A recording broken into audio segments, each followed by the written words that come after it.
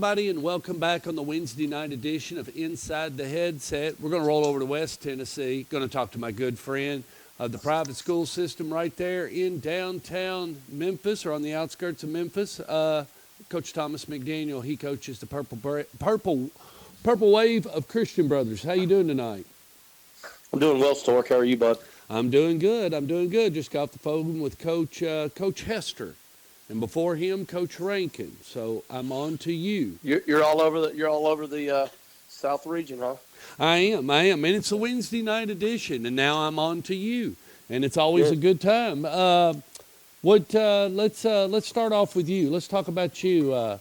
Friday night, you played and came away with a win against Houston. How'd your club look? We did some good things. I think. After I talked to you last week, I told you I thought, there was going to be some sloppy play at times. And there was. I was really, obviously, just proud and excited that we got to play, that we got to that point, because I would have, told you a month ago we weren't going to get there. But, not a ton of penalties. I think we had one fumble. We took 3 away, and we only gave up 1, but you would like to give up none, obviously. We had a lot of issues getting lined up at times on defense, a couple issues with personnel in the kicking game, false start or 2 here or there. But for the most part, better than I could have expected. So, some cadence issues, a couple mistakes that if we don't make that, probably we have a chance to finish a couple drives and put a few more points on the board. But all in all, very pleased and just happy that the guys got to play. When you talk about cadence issues, what are you referring to there?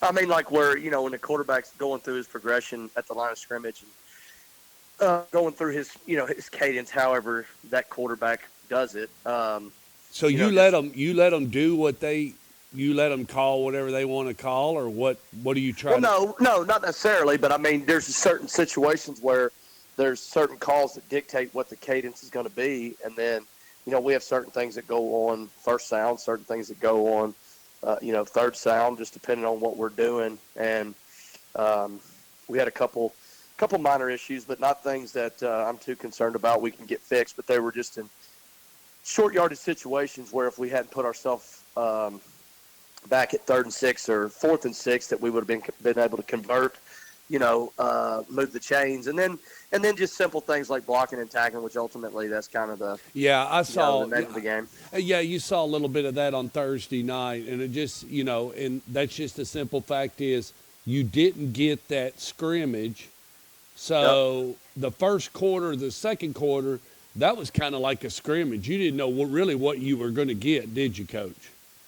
No doubt. And, I mean, the other part of that is the conditioning. I mean, we had a lot of guys, like you said, you got 3, 4, rehearsals before the actual live test, and we didn't get those this year. Plus, you got put on hold in late, early July, so there was a lot of kind of Was you in the rain? For most of, Was you in the rain?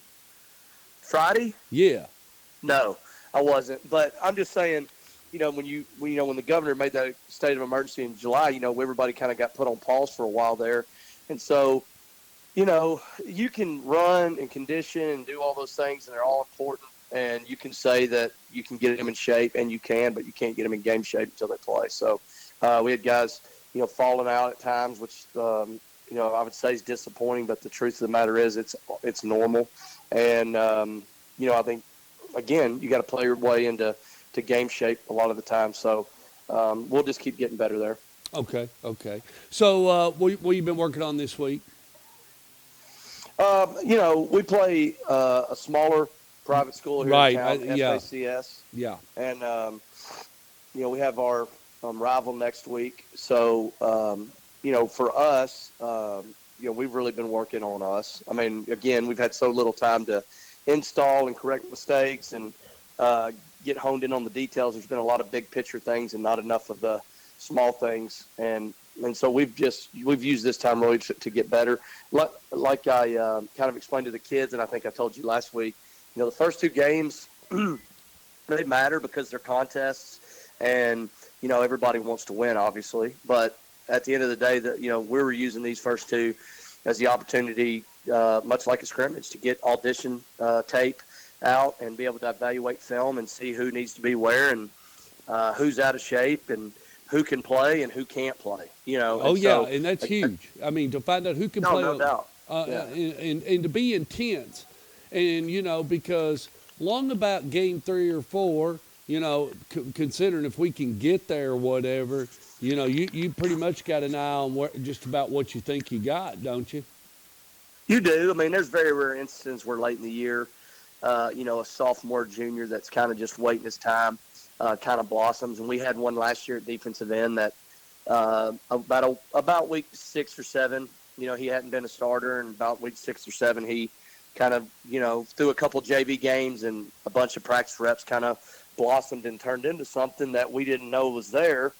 And now he's going to be one heck of a player for us this year. And then, we went into this game and we had a young receiver, DB, that was a junior, who's kind of competed for playing time and was right there on the cusp, but we hadn't seen enough. And, he got thrown into the fire Friday, and the lights weren't too bright, the stage wasn't too big, and he really shined. So, it's hard to explain to people when you're not out there, but I think it's like this at every school, but for whatever reason at Christian Brothers, these kids grow up from the time they're 5 years old looking at the gold helmet, and they put a lot of pressure on themselves to kind of perform in that helmet. And there's a lot of family and friends and alumni that support that, and it's a great problem to have. But I think sometimes there's a lot of undue pressure put on kids by themselves usually. But, I saw kids Friday that really struggled and were not ready for the bright lights. And then we found a kid or two that we didn't know was ready, and he shined. So, right. Again, that you don't learn that till you get out there in game time. Well, and, Coach, you got to learn how to settle down. And, Coach Dye always says to me, he says, in the beginning, you think everything's running real fast. You got to remember this. It ain't running as fast as you think it is. You got to run at the pace of the game. And then you can go fast when your time comes. Yeah, and that's even our tailback had an outstanding night Friday night, Dallin Hayden. And he's been a 2-year starter. He started at corner as a freshman, played both ways, some as a sophomore. And even him in warm-ups, he was, so worked up. And I had to tell him, calm down. We hadn't even started playing yet. So it happens, and everybody's emotions can get the best of them. And you got to know where to expend your energy and when to kind of keep it reserved. Coach, good luck Friday night. I hope you stay healthy and everything, and we'll talk to you next week. All right, Stuart. Appreciate you, brother. See you. Bye. All right.